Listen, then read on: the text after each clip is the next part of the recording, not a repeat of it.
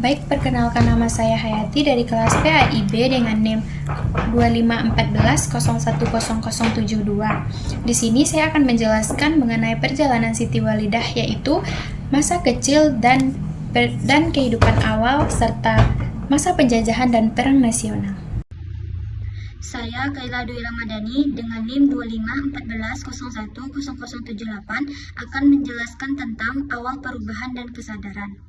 Kesadaran Siti Walidah mulai tumbuh ketika ia menyaksikan secara langsung kenyataan bahwa perempuan pada masa itu tidak memperoleh akses pendidikan yang layak dan sering diposisikan dalam ruang domestik.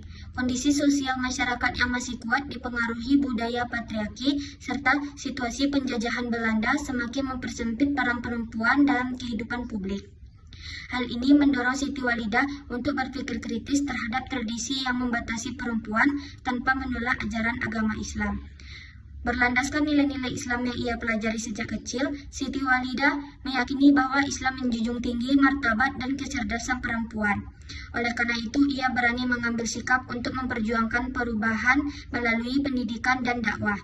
Kesadaran inilah yang menjadi awal langkahnya dalam memperjuangkan hak perempuan, khususnya agar perempuan memiliki kesempatan belajar, memahami ajaran agama secara benar, dan berperan aktif dalam kehidupan sosial dan beragama.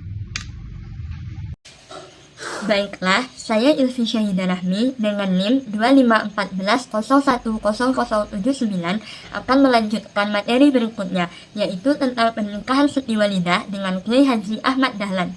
Pernikahan Siti Walidah dengan Kiai Haji Ahmad Dahlan merupakan ikatan suci yang tidak hanya menyatukan dua insan, tetapi juga menyatukan visi besar dalam perjuangan dakwah pembaharuan Islam. Siti Walidah yang berasal dari lingkungan keluarga ulama di Kauman, Yogyakarta, tumbuh sebagai perempuan yang memiliki pemahaman agama yang kuat serta kepedulian tinggi terhadap pendidikan. Serta Kiai Haji Ahmad Dahlan dikenal sebagai ulama pembaharuan yang memiliki gagasan yang maju tentang Islam, pendidikan, dan kehidupan sosial masyarakat. Pertemuan dua sosok ini melahirkan sebuah rumah tangga yang dibangun atas dasar keimanan, keilmuan, dan kesadaran akan tanggung jawab sosial. Setelah menikah, Siti Walidah tidak hanya berperan sebagai istri, tetapi ia juga berperan sebagai mitra perjuangan Kiai Haji Ahmad Dahlan. Ia aktif mendampingi suaminya dalam kegiatan dakwah, khususnya dalam memberikan pendidikan agama kepada kaum perempuan, yang mana pada masa itu sangat terbatasnya akses terhadap ilmu pengetahuan. Dengan penuh ketekunan, Siti Walidah mengajarkan nilai-nilai keislaman, akhlak mulia, serta pentingnya peran perempuan dalam membangun masyarakat yang berkemajuan. Peran ini menunjukkan bahwa perempuan memiliki posisi yang strategis dalam berdakwah dan juga pendidikan Islam. Nah, selanjutnya, pernikahan Siti Walidah dan Kiai Haji Ahmad Dahlan memberikan dampak yang sangat besar terhadap perkembangan gerakan Islam di Indonesia. Dari kerjasama mereka, lahirlah gagasan-gagasan pembaharuan yang kemudian berkembang di dalam masyarakat sampai saat ini, seperti organisasi Muhammadiyah, serta berdirinya organisasi perempuan Aisyah yang dipelopori oleh Siti Walidah sendiri. Rumah tangga mereka menjadi teladan bahwasanya pernikahan dapat menjadi sarana perjuangan, tempat tumbuhnya nilai-nilai kesetaraan, kerjasama, bahkan pengabdian kepada umat tanpa meninggalkan nilai-nilai Islam yang luhur. Mungkin sekian paparan materi dari saya kembalikan kepada teman selanjutnya. Masa penjajahan dan peran nasional. Pada masa penjajahan, masyarakat Indonesia terutama kaum perempuan mengalami keterbatasan dalam hal pendidikan, ekonomi, dan kehidupan sosial. Dalam kondisi itu, Siti Walidah hadir sebagai tokoh perempuan yang berani memperjuangkan hak pendidikan dan kesadaran keagamaan bagi kaum perempuan. Perjuangan Siti Walidah pada masa kolonial, yaitu melakukan pengajian dan pendidikan perempuan di rumahnya, yaitu di lingkungan Kauman. Yang kedua, mengembangkan gagasan pembaharuan Islam bersama suaminya, yaitu Ki Hajar Ahmad Dahlan, yang menekankan kepada pendidikan modern. Melawan penjajahan lewat pendidikan. Walaupun Siti Walidah tidak terjun langsung ke medan perang, tetapi beliau memperjuangkan kemerdekaan lewat intelektual dan kesadaran nasional. Pendidikan dianggap sebagai cara strategis untuk memisahkan bangsa dari masa kebodohan dan masa kolonialisme.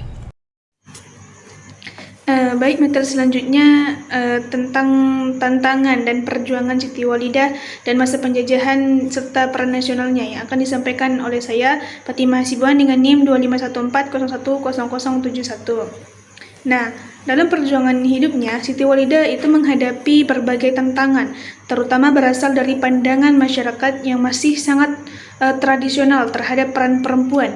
Nah, pada masa itu, perempuan sering dipandang tidak perlu memperoleh pendidikan tinggi dan cukup berperan di ranah domestik saja. Upaya Siti Walidah dalam mengajak perempuan untuk belajar agama, berorganisasi, dan berpendidikan kerap mendapat penolakan karena dianggap bertentangan dengan adat dan kebiasaan yang telah lama berlaku. Nah, meskipun demikian, beliau itu tetap konsisten memperjuangkan gagasannya melalui pendekatan yang santun, persuasif, dan berlandaskan nilai-nilai Islam. Kemudian pada masa penjajahan, kondisi sosial dan pendidikan di masyarakat berada dalam keterbatasan akibat tekanan dari pemerintah kolonial. Nah, dalam situasi tersebut, Siti Walidah tetap berkomitmen menjalankan kegiatan pendidikan, khususnya bagi kaum perempuan. Beliau meyakini bahwa pendidikan merupakan sarana penting untuk membangun kesadaran dan kekuatan umat melalui pengajian, kegiatan sosial, serta pembinaan perempuan. Siti Walidah berperan aktif dalam menanamkan nilai keislaman, semangat kebangsaan, dan kesadaran akan pentingnya peran perempuan dalam kehidupan bermasyarakat.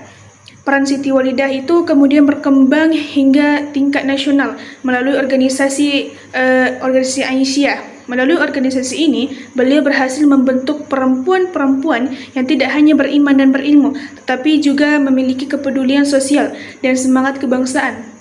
Kontribusinya dalam bidang pendidikan dan pemberdayaan perempuan menjadikan Siti Walidah diakui sebagai salah satu tokoh perempuan nasional yang memberikan sumbangsih nyata dalam perjuangan kemerdekaan Indonesia. Nah, jadi dapat kita simpulkan bahwa tantangan dan perjuangan yang dihadapi oleh beliau itu yaitu adanya kritik dari tokoh konservatif, dituduh keluar dari adat, tetapi beliau tetap berdialog dengan santun dan cerdas dan berhasil menggerakkan banyak perempuan untuk maju. Baiklah, materi selanjutnya yaitu tentang akhir hayat dan penghargaan yang diraih oleh Siti Walidah. Pada masa akhir kehidupannya, Siti Walidah tetap menunjukkan semangat dan pengabdiannya yang tinggi terhadap dakwah dan pendidikan perempuan. Meskipun kondisi fisiknya mulai melemah dan usianya yang telah lanjut, beliau masih memberikan nasihat, bimbingan, dan perhatian terhadap perkembangan organisasi Aisyah yang telah ia rintis bersama suaminya, yaitu Kiai Haji Ahmad Dahlan. Kiai Haji Ahmad Dahlan wafat pada tahun 1923. Dan Siti Walidah melanjutkan perjuangan dakwah dan sosialnya secara mandiri dengan penuh keteguhan. Hingga akhir hayatnya, ia dikenal sebagai sosok perempuan yang sederhana, istiqomah, dan sepenuhnya mengabdikan hidupnya untuk kemajuan umat Islam, khususnya bagi kaum perempuan tersebut. Siti Walidah wafat pada tanggal 31 Mei 1946 di Yogyakarta dan dimakamkan di pemakaman Karangkajen, Yogyakarta. Penghargaan yang diraih oleh Siti Walidah yaitu atas jasa dan pengabdian dari beliau di bidang pendidikan, dakwah, dan pemberdayaan perempuan. Siti Walidah memperoleh berbagai penghargaan baik itu semasa hidup maupun setelah ia wafat. Adapun penghargaan terbesar yang diterimanya yaitu adalah penetapan sebagai pahlawan nasional Indonesia oleh pemerintah melalui keputusan Presiden Republik Indonesia nomor 042/TK tahun 1971.